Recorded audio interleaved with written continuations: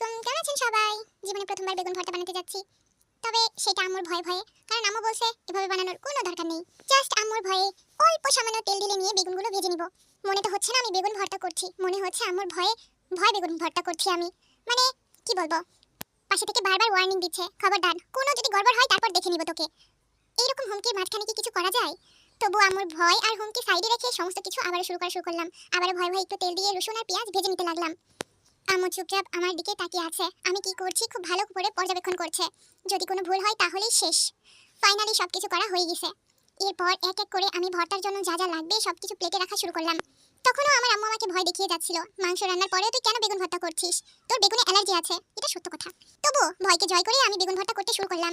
Finally সমস্ত কিছু করে বেগুন ভর্তাটা রেডি করলাম সুন্দর করে মেখে।